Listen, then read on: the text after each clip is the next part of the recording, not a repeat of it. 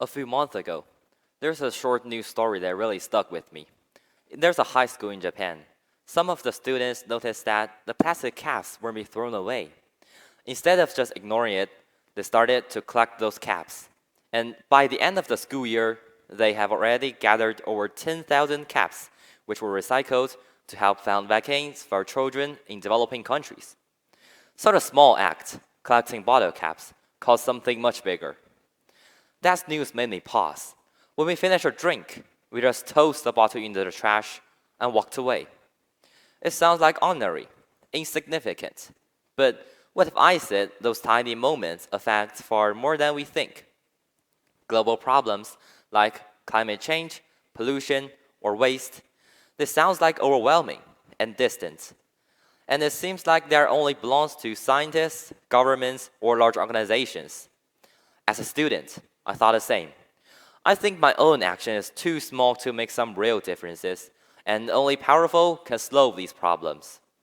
But slowly, I noticed something interesting. The global change does not always affect by big choices.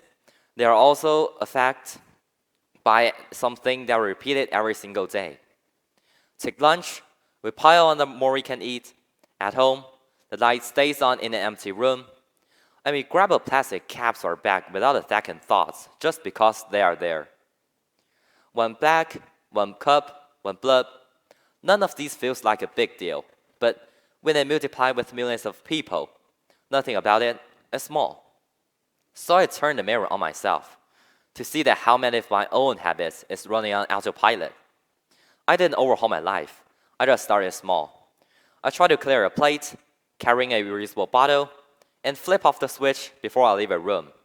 Nothing heroical, but nothing meaningless either. Those are not huge actions.